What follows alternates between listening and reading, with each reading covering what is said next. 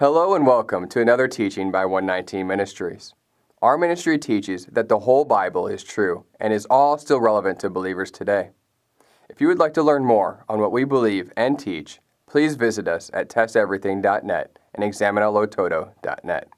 We hope that you enjoy studying and testing the following teaching.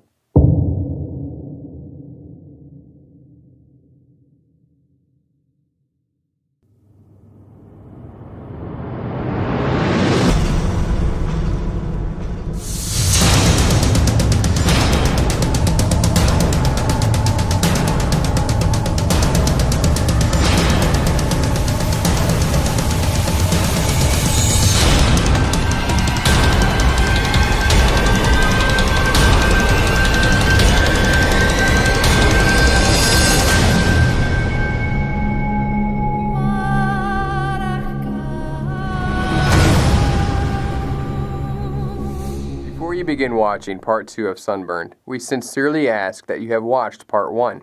In Part 1, we test Christmas and Easter to two things. Number 1, the Deuteronomy chapter 12, verse 31 test. Are the origins of Christmas and Easter of cultic pagan sun god traditions, and thus an attempt to worship an unchanging Yahweh in a way that he hates, as the nations worship their gods? And number 2, the John 4:24 test. Are the days of Christmas and Easter worshiping God in ways that are truth or in ways that are false, as the Father only wants us worshiping in spirit and in truth? As you should recall, we discovered that the overwhelming evidence, citing factual historical references and peer-reviewed scholarly Christian resources, clearly proving that Christmas and Easter in no way passed the mentioned tests. We then found that the common and only Christian theologian defense for observing Christmas and Easter is that those days were Christianized, and thus we, as man, made something evil into something good, that we can worship God in our own way, despite what God asks for or instructs. We discovered that such thinking was the mind of Cain and spawned such events as the Israelites with the golden calf. Now we want to find out is, how did all these cultic pagan sun god days and traditions become part of the practices of the Christian faith? To answer that, we need to go back to the time of Nimrod. We can find the story of Nimrod in the Bible and the Babylonian legends. The ancient Babylonians began with the mother-child cult worship, which is still alive and well today. Nimrod of the Bible was the founder of this false religion. He is also known as Ninus in historical documentation. Scripture says that Nimrod was a mighty hunter before Yahweh. The primary regions of his kingdom were Babel, Erech, Akkad, and Calneh in the land of Shinar. From that land he went to Assyria, where he built Nineveh, Rehoboth-ir, Calah, and Resen, which is between Nineveh and the great city of Calah. Genesis chapter 10, verses 8 through 9. Cush fathered Nimrod. He was the first on earth to be a mighty man. He was a mighty hunter before Yahweh. Therefore it is said, like Nimrod, a mighty hunter before Yahweh. The fact that Nimrod was a mighty hunter does not necessarily only infer that Nimrod was a great gamesman. He was also a conqueror and hunter of men. Furthermore, the Hebrew preposition in verse 9 could and should be translated against Yahweh. Ninus strengthened the greatness of his acquired dominion by continued possession, having subdued, therefore, his neighbors, when, by an accession of forces, being still further strengthened, he went forth against other tribes, and every new victory paved the way for another. He subdued all the peoples of the east. Thus, Nimrod was most certainly feared in his day. The great city he built was Babel, later called Babylon. He also built Nineveh, which actually means the habitation of Ninus. Semiramis was married to Ninus, or Nimrod. After Ninus died, Semiramis continued the pagan worship he had inspired and declared that Ninus had become the sun god and was to be worshipped. She had an illegitimate son and named him Tammuz. To conceal her adultery, she claimed that Tammuz was supernaturally conceived in her by the rays of the sun, which she claimed was her dead, but now alive husband Nimrod, who had become the sun god, and that Tammuz was actually the reincarnated Ninus. This Tammuz is the exact same one we see in Scripture, where women in the temple of Yahweh facing east and worshiping and weeping for Tammuz. Ezekiel chapter 8. Then he brought me to the entrance of the north gate of the house of Yahweh, and behold, there sat women weeping for Tammuz. Many churches worldwide often have the pews facing east toward the rising sun and worshiping on Sunday instead of the seventh-day Sabbath. These were all sun god worship practices that were injected into the Christian faith by a Constantine Trojan horse in the 4th century. But God's people have always had such problems well before the 4th century. How many know that there is nothing new under the sun? Ecclesiastes chapter 1, verse 9. What has been is what will be, and what has been done is what will be done. There is nothing new under the sun. God's people are fantastically good at making the same mistakes over and over again, each time believing that this is something new and something good. The pagan practices begun in ancient Babylon by Nimrod were also adopted and practiced by the Israelites. The celebration of the birthday of Tammuz customarily was observed at the winter solstice. Many ancient people believed that the sun was a god and that winter came every year because the sun god had become sick and weak. They celebrated the solstice because it meant that at last the sun god would begin to get well. Evergreen boughs reminded them of the green plants that they would grow again when the sun god was strong and summer would return. In ancient times, the winter solstice was celebrated in Babylon as the birth of Tammuz, the god of vegetation. This was the shortest day of the year, in the latter part of December. According to the pagans, the reincarnated god Nimrod would visit the evergreen tree and leave gifts upon it. This festival later became known as Saturnalia, and friends and family would exchange gifts. During the time of Nimrod and thereafter, many of the earth's inhabitants were sun worshippers because the course of their lives depended on the yearly round in the heavens. Feasts were held to aid its return from distant wanderings. Fraser admits that the largest pagan religious cult which fostered the celebration of December 25th as a holiday throughout the Roman and Greek worlds was the pagan sun worship, Mithraism. This winter festival was called the Nativity of the sun. Interestingly, the winter solstice was also celebrated centuries later by the followers of Mithras as the nativity or birthday of the unconquered sun. In Persia and afterward in Rome, Mithraism was renamed Babylonian mother-child worship. This is why Catholicism, which is a derivative of Constantine's sun god interest, focuses so much on Mary and baby Jesus. Not because the Bible merits such focus, but because it helped turn the sun god worshipping pagans and those following the way of Yeshua to become this new religious sun-mixed hybrid. And even though Protestants rightfully took a step out of Catholicism, they still retain the mistake of leaving one foot in Constantine ways. It all started with Nimrod, and each culture over the years simply transliterated the sun god names into their own language. Just as Ninus or Nimrod was the sun god of the Babylonians, Mithras was the sun god of the Persian Empire, whose birthday, rebirth, was also celebrated at the winter solstice around December 25th. Worship of Mithras was widespread throughout the Roman Empire in the days of the early believers of the 1st century. Like the mother-child religions of the other cultures, which were copied and renamed from the Babylonian mother-child worship, Mithraism had its mother and child. Mithras was born of Anahita, an immaculate virgin mother once worshipped as a fertility goddess before the hierarchical Reformation. Anahita was said to have conceived from the Savior from the seed of Zarathustra, preserved in the waters of Lake Hammon in the Persian province of Sistan. Mithras' ascension to heaven was said to have occurred in 208 BC, 64 years after his birth. This birth took place in a cave or grotto, where the shepherds attended him and regaled him with gifts at the winter solstice. Payam Nabarez, Mithras and Mithraism. Mithras was not the only pagan deity said to be born at this time of year. Osiris, Horus, Hercules, Bacchus, Adonis, Jupiter, Tammuz, and other sun gods were supposedly born at this time of the winter solstice. In the south of Europe, in Egypt and in Persia, the sun god was worshipped with elaborate ceremonies at the season of the winter solstice as a fitting time to pay tribute to the benign god of plenty. In Rome, Saturnalia reigned for a week. In northern lands, mid-December was a critical time because the days became shorter and the sun was weak and far away. Thus, these ancient peoples held feasts at the same period that Christmas is now observed and kept many of the same traditions. They built great bonfires in order to give the winter sun god strength and bring him back to life again. When it became apparent that the days were growing longer, there was great rejoicing because of the promise of lengthening days to follow. Thus, this central idea of the winter solstice, the return of the light, was adopted by the Christian world because of the themes of life and the birthday of the child. When the feast was celebrated in Rome, it was called the Festival of Saturn and lasted for 5 days.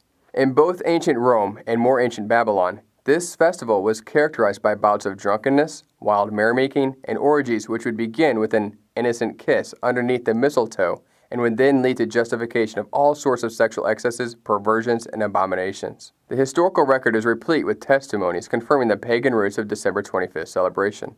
All the customs and practices surrounding Christmas can be traced back to pagan celebrations of their sun gods. The religion of Mithraism in the Persian Empire, which featured the worship of mother and child, the child being Mithras, the sun god, was adopted by the Roman Empire as a dominant religion of the Romans. Mithraism remained in place until the 4th century of the Common Era, when it mysteriously disappeared about the same time that Christianity was declared by Constantine to be the new official religion of the Roman Empire. Emperor Constantine was a devout Mithrist, a worshiper of the sun god. During the time of his reign, his kingdom was divided religiously between the worshippers of the sun god Mithras and the worshippers of Yahweh, the one true God. Constantine cleverly realized that because of the many similarities, the two religions could be folded together. So, he declared to have seen a vision in the sky of a cross, and declared that he had become a Christian. He then decreed that Christianity was the new official religion of the Roman Empire. But nothing really changed. Mithraism merely got renamed. It came to be called Christianity, with Mary and Jesus as the mother and child. And the birthday of the sun god became the birthday of the Christ child. The adversary was brilliant. He created his sun god worship ages ago, knowing what worship traditions would result. Because it was similar to what Yahweh promised through his Son, the adversary, or often called Satan, knew that such ways would then be adopted into the worshiping Yahweh. This makes the adversary smile because those ways came from him, and Yahweh declared that he hates being worshipped with sun god traditions. We have been duped, and our Creator appeals for us to come back to the only Word of God and leave the sun god ways behind. Constantine took all that was formerly sun god worship and he called it Christian. At the Council of Nicaea, he forced all believers in the Messiah to abandon all the scriptural worship practices, including the Sabbath observance, Pesach or Passover, Sukkot or tabernacles, and each of the other appointed times. He made it illegal to only eat clean, and he forced the eating of unclean things, such as pig. He changed all the customs and observed holy days to those times which the pagans had been observing for thousands of years to honor their sun gods. This is the very same thing that every Antichrist in history has also done. For example, we can read about the Maccabean period in which Antiochus Epiphanes did the exact same thing. Even Daniel mentions the changing of the appointed times and laws. Daniel 7, verse 25. He shall speak words against the Most High, and shall wear out the saints of the Most High, and shall think to change the times and the law. That is what all Antichrists do, time and time again. However, Constantine accomplished something that no other person before him accomplished. After merging everything together like some strange religious sun god soup, he proceeded to continue to call himself and everyone else Christian. Many believers in the Messiah who were obeying the commandments and worshiping on Sabbath and keeping the appointed times, who refused to give up their walk of obedience to the Scriptures, were killed. In the 5th century, the Western Church ordered Messiah's birth to be celebrated forever on the day of the old Roman feast of the birth of the sun. In the interest of preserving their sun god ways and traditions, they simply changed the name and switched out the sun god with our Messiah. Does that sound like something God would do? Or Satan would do? Seriously, would God want his son to be celebrated on the sun god's birthday? Or would Satan love to watch God's people celebrate on that day that he made? Who do we want to follow? It was the celebration of the birth of the sun god in ancient Rome that was accompanied by a profusion of lights and torches on the decorations of trees. To facilitate the acceptance of the Christian faith by the pagan masses, the Church of Rome found it expedient to make not only the Day of the Sun the weekly celebration of the Christ's resurrection, but also the birthday of the invincible sun god on December 25th, the annual celebration of Christ's birth. When the so-called Fathers of the Church in AD 440 decided upon a date to celebrate the event, they chose the day of the winter solstice, which was firmly fixed in the minds of the people and was already their most important festival. It was certainly quite convenient for Constantine to adopt this common custom of the birthday of the Messiah at the time he was trying to merge the world religions of Mithraism and Christianity. Why did the Roman Church fix upon December 25th as a day to honor the Messiah's birthday when it is clearly a pagan festival day? There's many opinions on this. The prevailing reason was that they justified the switch by insisting that the birthday of the sun was appropriate because they would still be celebrating the birthday of the Son of Righteousness. See Malachi chapter 4, verse 2. However, this flavor of thinking began happening well before it was all solidified into law. Others, with greater regard to good manners, it must be confessed, suppose that the sun is the God of the Christians, because it is a well-known fact that we pray toward the east, or because we make Sunday a day of festivity. Tertullian, 155 to 225 AD. Believe it or not, Tertullian has been called the father of Latin Christianity and the founder of Western theology. It should be a little disturbing that a supposed church father believed himself to basically be a sun god worshiper. Now you understand the type of thinking that caused us to be in such a theological mess. The end result, as it stands today, is a perverse adoption of the pagan practices of sun god worship into the Christian faith. Let's go back to Saturnalia. The pagan festival at Rome lasted several days, and loose reins were given on drunkenness and revelry. This was precisely the way in which the Babylonian midwinter festival was celebrated. But the Christian church not only adopted the 25th of the month to celebrate the Messiah's birthday, they also adopted the prevailing customs which the pagans had long been accustomed to during their festival. So they did not just adopt the day, but many of the traditions as well. Some attempt to defend Constantine's "if you can't beat them, then join them" approach to merging Christianity and Mithraism, citing that Constantine was truly converted and that he was a believer. Unfortunately, the prevailing evidence proves that Constantine was a cultic Mithra sun god worshiper till the end, while still also claiming Christianity. He played both sides of the fence. For example, Constantine continued to mint coins in honor of Sol Invictus, meaning the unconquerable sun, till at least 335 CE. We will admit, though, he was most certainly a good politician and had many fooled, and sadly, many are still fooled today. But biblically, we should not be fooled. 2 Corinthians chapter 6. Do not be unequally yoked with unbelievers. For what partnership has righteousness with lawlessness? Or what fellowship has light with darkness? 1 Corinthians 10. You cannot drink the cup of the Lord and the cup of demons. You cannot partake of the table of the Lord and the table of demons. We cannot mix the things of God and the things of the adversary and just pretend it's okay. Before Constantine, for the longest time, until the sun god ways began to creep in, God's people kept the holidays mentioned in the Bible. In the spring, before there was Easter, there was Passover, unleavened bread, and first fruits. All we have to do is examine their writings. Don't believe it? That after the cross and before sun god influence, that believers still kept God's real holidays? Here's one example. At the end of the 2nd century, Victor, the Bishop of Rome, began to threaten other church leaders in an attempt to get them to abandon Passover completely in the favor of the Roman Easter celebration. Polycrates, the Bishop of Ephesus, wrote this to Victor sometime between 130 and 196 CE. Then there is Polycarp, both bishop and martyr at Smyrna, and Thracias from Immunia, both bishop and martyr, who rests at Smyrna. Why should I speak of Sagaris, bishop and martyr, who rests at Laodicea, of the blessed Papirius, moreover, and of Melito, the eunuch, who performed all his actions under the influence of the Holy Spirit, and lies at Sardis, awaiting the visitation from heaven, when he shall rise again from the dead. These all kept the Passover on the 14th day of the month, in accordance with the gospel, without ever deviating from it, but keeping to the rule of faith. Moreover, I also, Polycrates, who am the least of you all, in accordance with the tradition of my relatives, some of whom I have succeeded, 7 of my relatives were bishops, and I am the 8th. And my relatives always observed the day when the people put away the leaven. Polycrates, Bishop of Ephesus.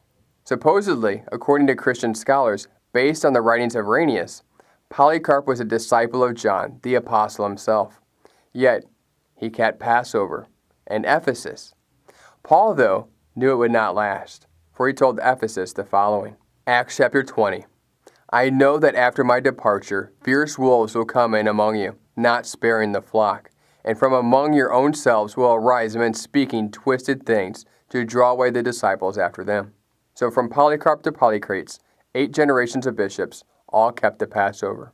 If they kept the Passover, we can be rest assured that they kept God's other holidays as outlined in Leviticus 23 as well.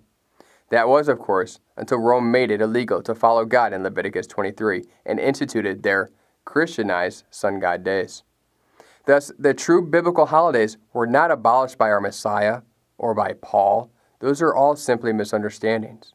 For more information on that subject, consider watching our teaching series titled The Pauline Paradox.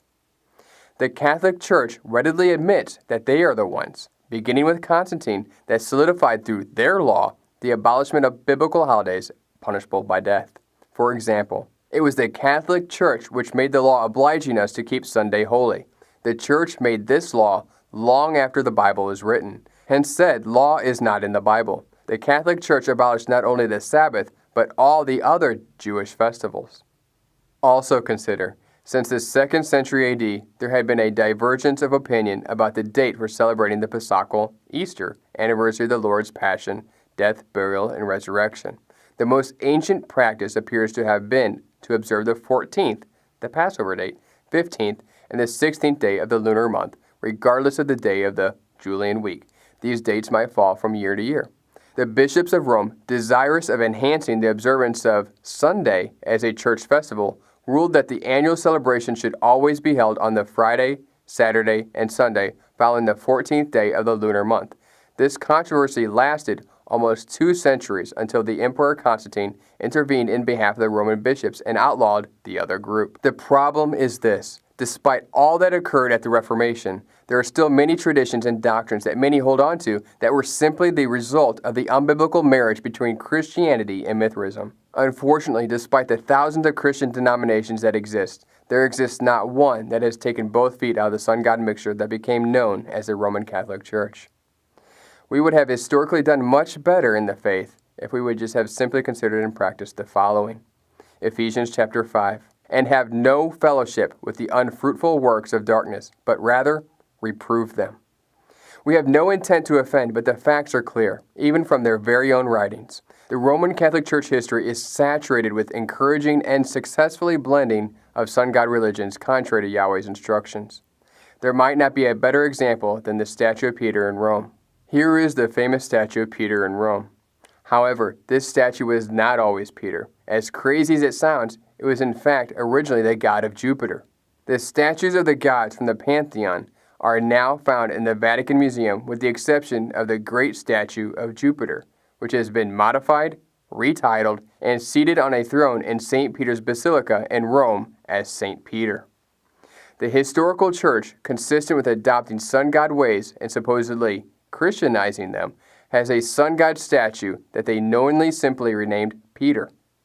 What is even worse is that thousands of pilgrims kiss the foot of Jupiter while thinking it is the statue of Peter. You can actually see how the bronze has worn away from so many thousands bowing down and kissing the god of Jupiter statue's feet.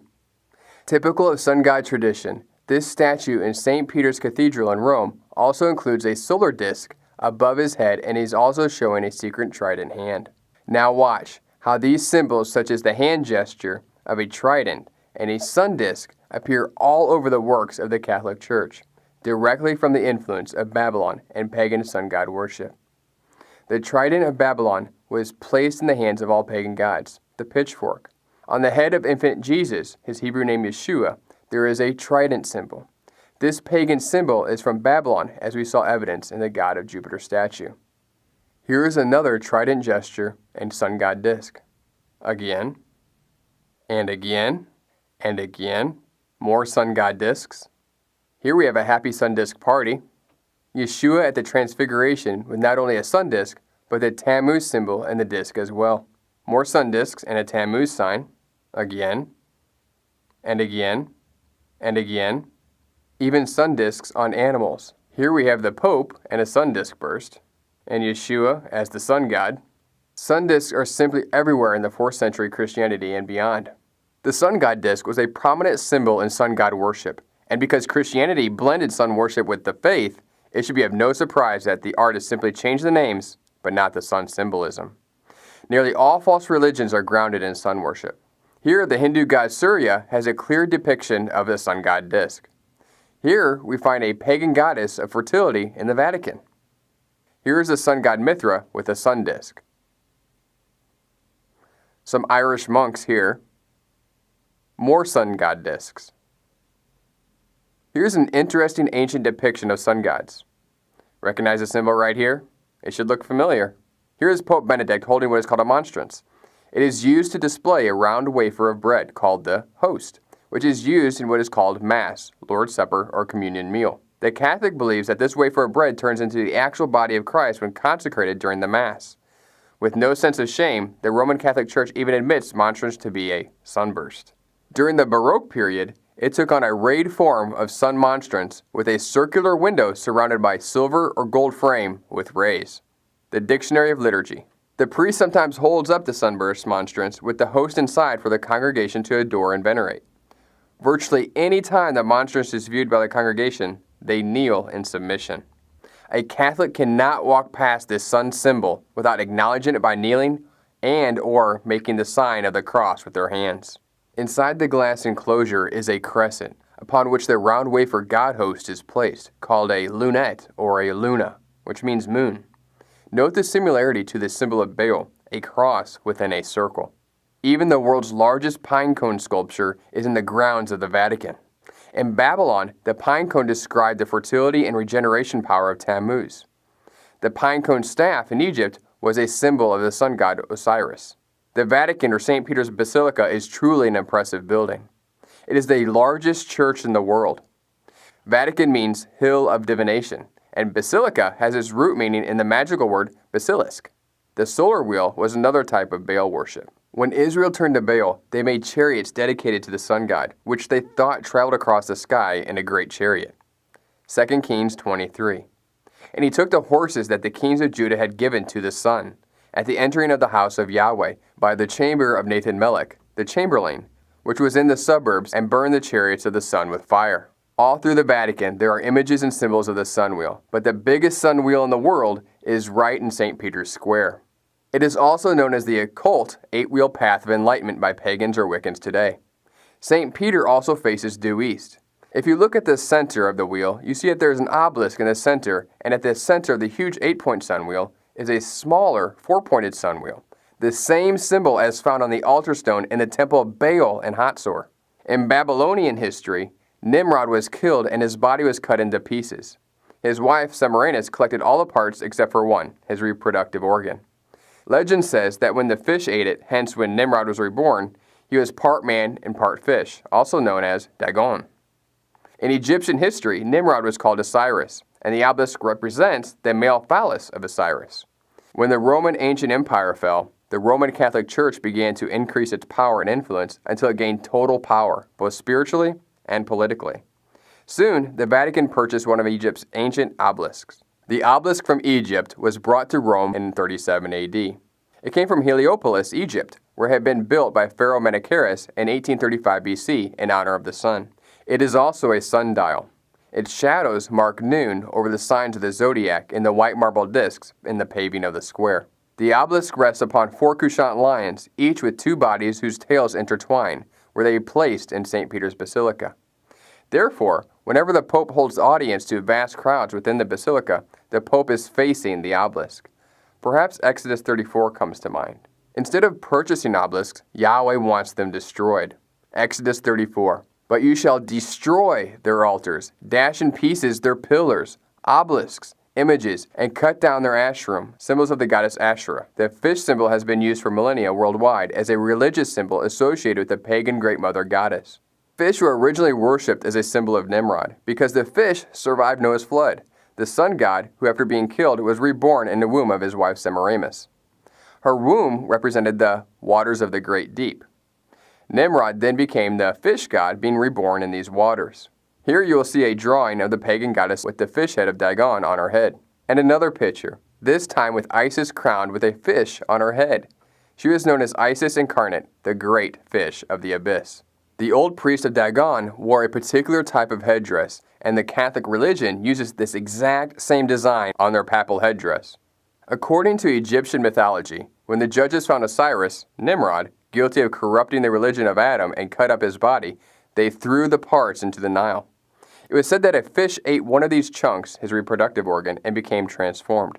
Later, Isis, or Semiramis, was fishing along the riverbank when she fished up a half-man, half-fish. This sea creature was Dagon, the reincarnated Nimrod. And Dagon is a representation of Nimrod of ancient Babylon resurrected out of the ocean depths as half-man, half-fish. Dagon is the diminutive of Dag, and signifies fish.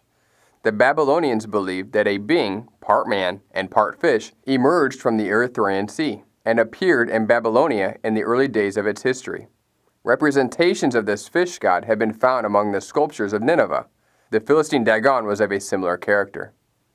Manners and Customs of the Bible by James Freeman. In Babylon there was Oannes, a fish god who imparted great knowledge to the people. He taught them how to build cities. Zephaniah chapter 1. On that day I will punish those who worship Dagon. On that day, says Yahweh, a cry will be heard at the fish gate. I will punish those who are satisfied with themselves, who think, the Lord won't help us or punish us. The Lord's day of judging is coming soon. It is near and coming fast. The cry will be very sad on the day of the Lord. Even soldiers will cry.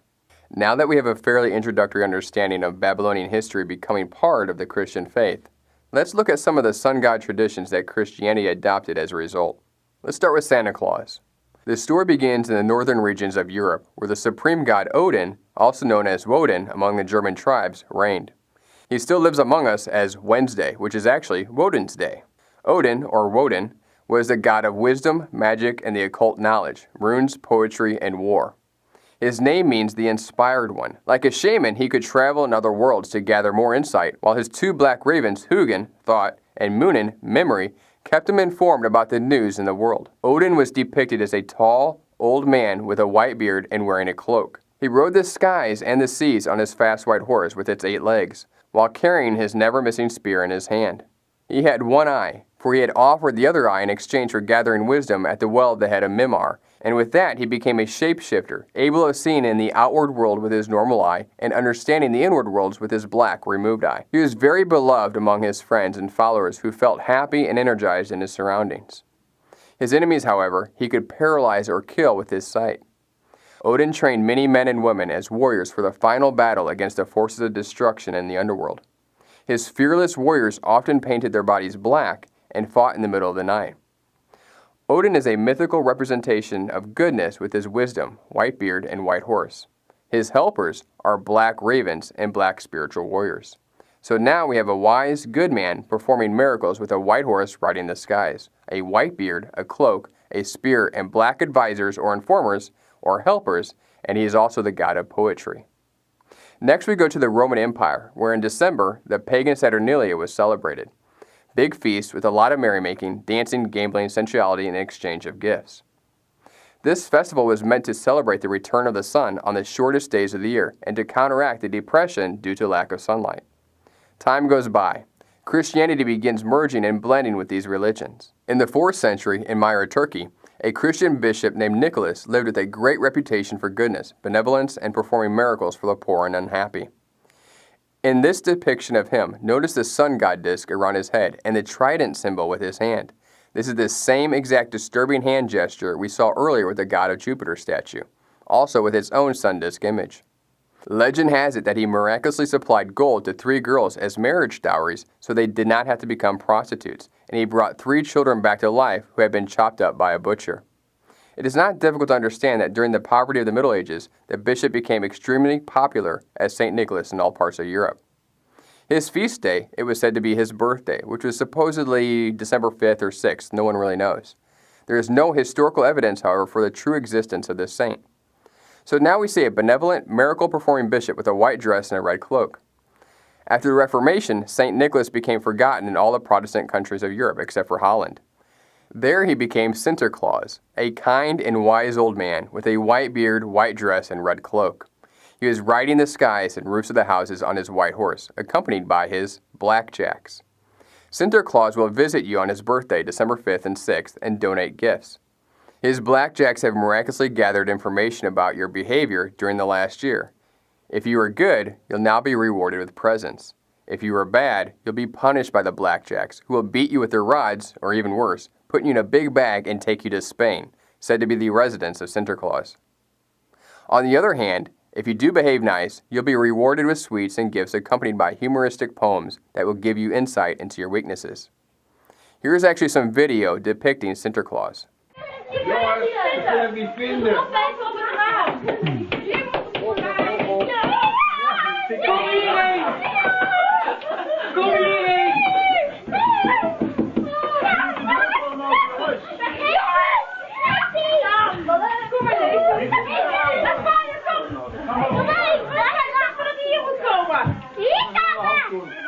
Wat is er aan de hand?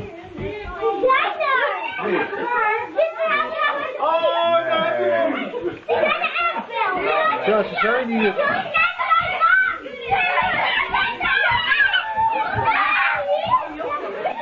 In the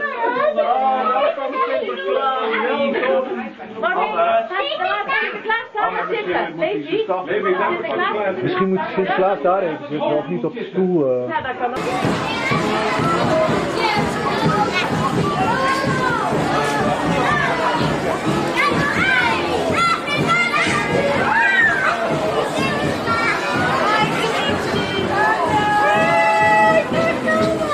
Here the mix becomes clear between Odin, the good magician god, and the miracles of the benevolent Santa Claus.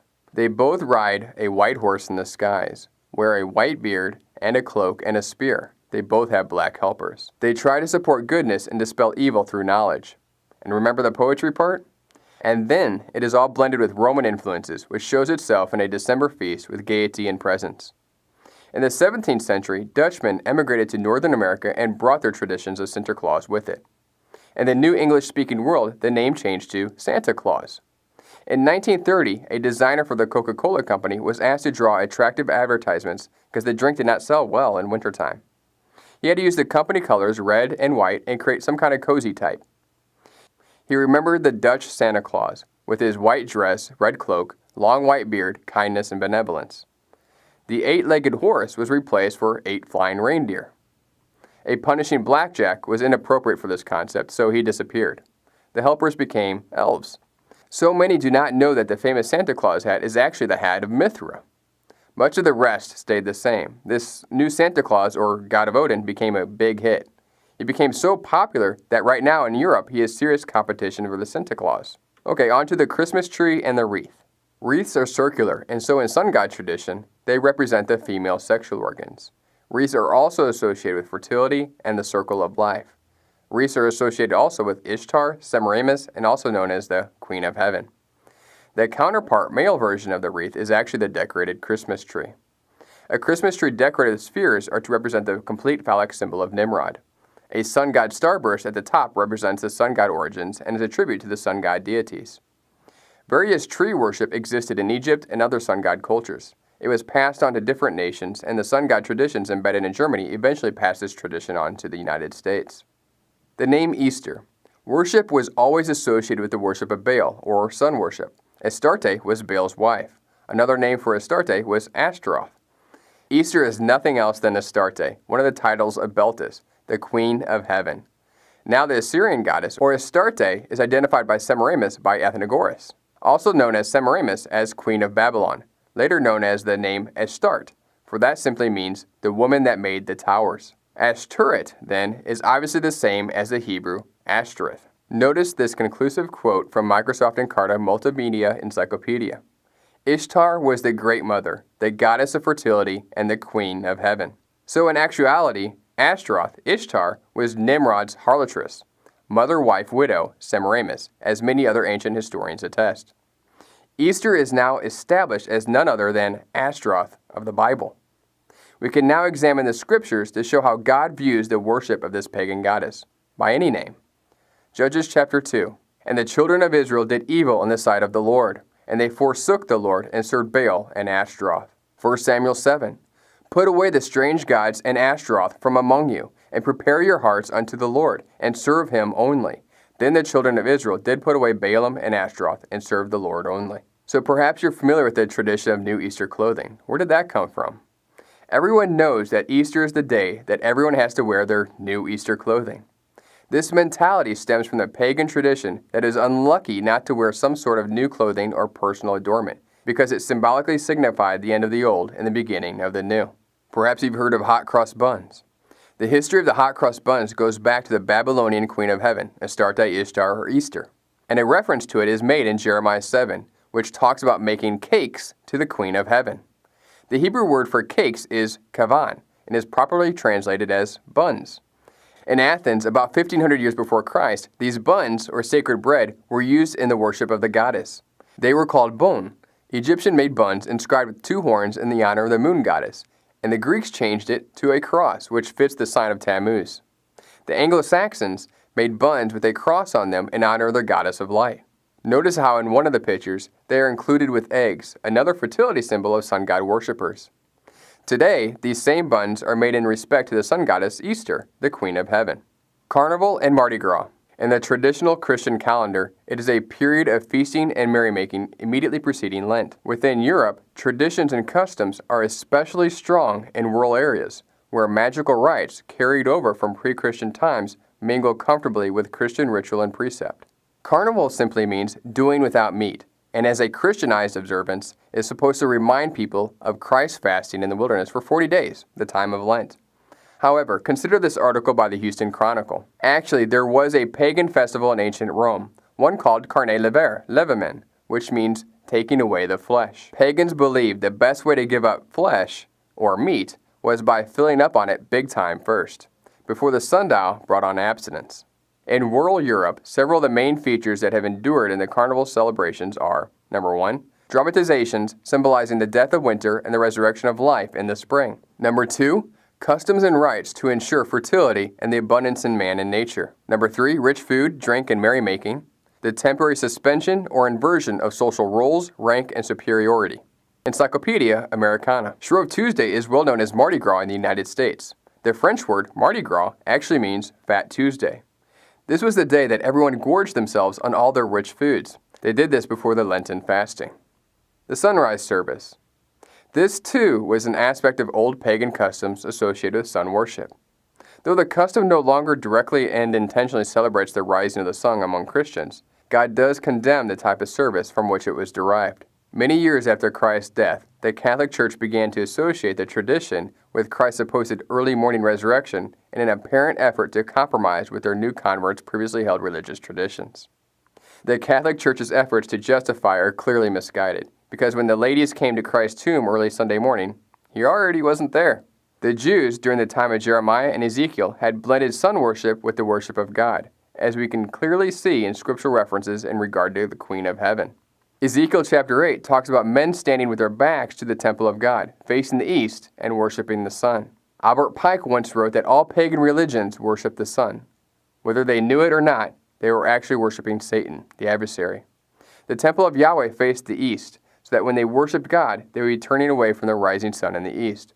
The sunrise service actually stems from the pagan rite of spring that was held during the vernal equinox to welcome the coming sun. According to pagan tradition, when the sun would rise on Easter morning, it would dance in the heavens, so those who would congregate would dance in honor of the sun. The assembly of Sunday is a derivative of Sun God Day. Sun God worshippers were meeting on the day after the Sabbath for ages. Constantine made it so that Christians who assembled on Sunday instead of the Sabbath. For more on this, please see our teaching titled, The Sabbath Day. If you wish to know what day our Creator declared to be His and set apart versus the day that sun god worshippers declared to be theirs and set apart. Easter ham. The pig was sacred to the Greek goddess Demeter, the corn goddess, who represented fertility and abundance, and is another counterpart of Astarte. In various depictions of her, she is either shown carrying or being accompanied by a pig. So pigs were often sacrificed to her, and it was believed that by eating a pig, it represented and embodied their goddess. They were in fact eating of her body. The prophet Isaiah warned of this in Isaiah 65.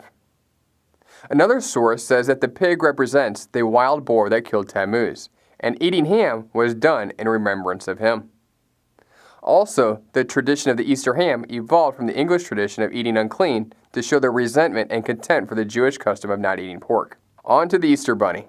The Easter bunny is a pagan symbol of fertility and new life. Bede, the 8th century English monk and scholar, related that the Teutonic goddess of spring and fertility, Estré, had the hare as her symbol.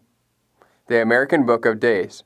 To begin with, it is actually the hare and not the rabbit which is Easter's main character, because according to ancient tradition, the hare was a symbolic representation for the moon, since they only came out at night. Also, the Egyptian name for the hare was Un, which means open, because they are born with their eyes open, while rabbits are not. Legend has it that the hare never blinks or closes its eyes. To some pagan cultures, the moon was the open-eyed watcher of the skies. The hare is associated with the goddess Ishtar, and was a symbol of fertility because they reproduced so quickly. There's also a pagan tradition concerning a bird who wanted to be a rabbit, so the goddess Oestre turned the bird into a rabbit who could still lay eggs. Every spring, during the festival dedicated to Oestre, the rabbit laid beautiful colored eggs for the goddess. This tradition is exemplified in the Cadbury television commercial for the filled chocolate eggs. Another tradition, which has been passed down, comes from Germany. According to the legend, during a time of famine, a poor woman dyed some eggs and hid them in a nest as Easter presents for her children. When the children found the nest, a big rabbit leaped away, which led to the story that a rabbit brought the eggs. The Easter rabbit lays the eggs, for which reason they are hidden in a nest or in the garden. The rabbit is also a pagan symbol and has always been an emblem of fertility. Simrock Mythology, Catholic Encyclopedia. The image of a bunny is a very well-known ancient symbol of fertility, derived from the bare-breasted goddess Ishtar, or also known as Easter. This is why the bunny logo was chosen as a fitting symbol for an unfortunately popular U.S. organization. So what about Easter eggs? Eggs are a sacred symbol of rebirth and fertility among the Babylonians, Druids, Egyptians, and other pagan cultures. Dyed eggs were used as sacred offerings during the pagan Easter season and were also used as symbols of the goddess Ishtar in various cultures. Encyclopedia Britannica. During the rule of Caesar Augustus, Hyginus, an Egyptian who was a librarian at the Palatine Library in Rome, wrote, "An egg of the wondrous sight is said to have fallen from the heaven into the river Euphrates. The fishes rolled it to the bank, where the doves, having settled upon it and hatched it, out came Venus, who afterwards was called the Syrian goddess Astarte." Part of their worship to this goddess was the ritual involving the golden egg of Astarte. This is where we receive the tradition of the Easter egg. Now on to obelisks. An obelisk is a monolithic stone monument whose four sides, which generally carry inscriptions, gently taper into a pyramidion at the top. The ancient Egyptians usually erected them in pairs and associated them with the rays of the sun, which increase in width as they reach the earth. So popular were these monuments among the Roman emperors that 13 of them were taken to Rome. These monuments are centered around Baal worship and are traditionally representative of Nimrod's sex organ. Today, in Christianity, these monuments intentionally moved from Egypt to Rome and then actually as steeples on tops of churches. Though many have done it anyway, Yahweh did not like the stone pillars that the sun god worshippers put up. Deuteronomy chapter 16.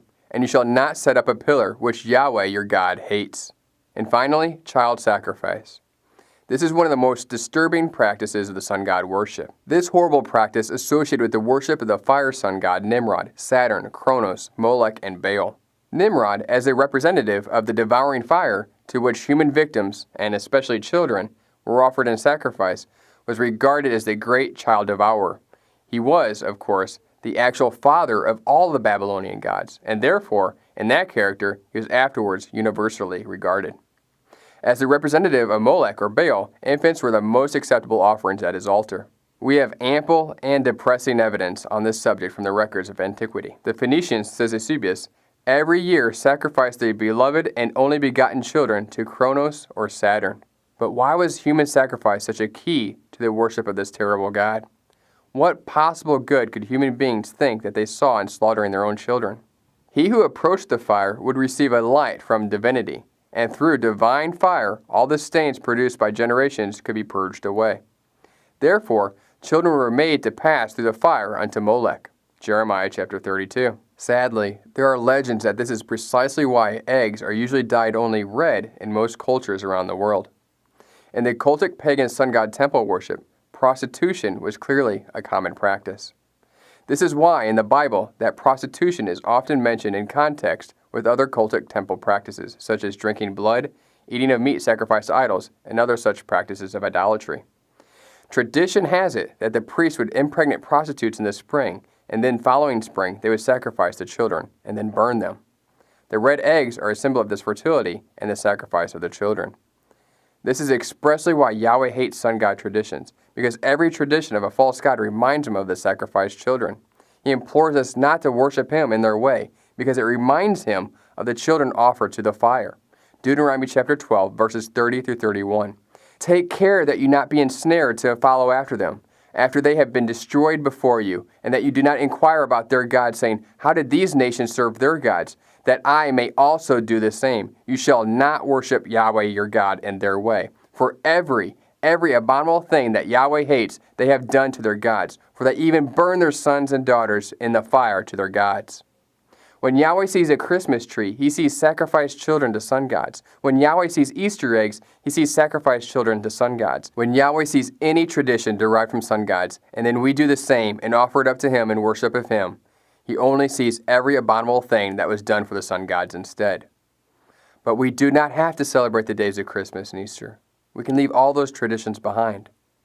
As emotional as that might be for now, imagine how Yahweh feels about these days and where they came from. Fortunately, Yahweh has a much better solution: His feasts. By losing the sun god's saturated days of Christmas and Easter, Yahweh offers us His days, which are found in Leviticus 23. These are the real days that eternally represent the real Messiah, Yeshua. In the spring, we have the week-long appointed time of unleavened bread. During this time, we also have the Feast of Unleavened Bread, where we can eat of the Passover, and we have first fruits, which is the real day on the real calendar that the Messiah was resurrected. Then a little later, we have Shavuot, also known as Pentecost. In the fall, we have the Day of Trumpets, known as Yom Teruah. 10 days later, we have the Day of Atonement, also known as Yom Kippur. And finally, we have the Feast of Tabernacles, also known as Sukkot. This feast lasts for 7 days and has a bonus 8th day added on at the end. Scholarly research has shown, based on biblical evidence around the revealed timing of the birth of John the Baptist, that we can calculate the timing of the birth of Yeshua. As it turns out, and it should be of no surprise, that Yeshua was actually born on one of God's appointed times, the Feast of Sukkot, and then circumcised on the 8th day of Sukkot, painting a glorious picture that only God Himself could take credit for. So if you really want to celebrate the birth of the Messiah, then read up on God's feasts, His days that He gave to us to bless us. In fact, it is during the Feast of Sukkot that we're actually commanded to be joyful. Sometimes many find them confused, thinking that they are Jewish feasts, but our Creator, He calls them His feasts. Leviticus 23. Speak to the people of Israel and say to them, "These are the appointed feasts of Yahweh, that you shall proclaim as holy convocations. They are my appointed feasts." He gave us these days to draw us closer to Him and to each other in love and fellowship. The days also have real meaning embedded in them, to teach us about what our Messiah has done and still has left to do in matters of prophecy. Whereas Christmas and Easter are not from God, and any Christian symbolism is completely fabricated by man and is actually derived from sun god traditions. Once you begin participating in something that is real, something that is really worshiping Yahweh in spirit and in truth, you will then begin to experience something that has been intended for His people since the beginning, something we unfortunately lost because the influences Yahweh despises. We realize that this has been a long teaching, and we appreciate the time you've invested in considering this material. The reality is that there is so much more, but hopefully, at minimum, this pointed you in the right direction, feeling a desire to love God with all of your heart, soul, and mind on the path that He wants for all of us. We hope that this teaching has blessed you. And remember, continue to test everything. Shalom.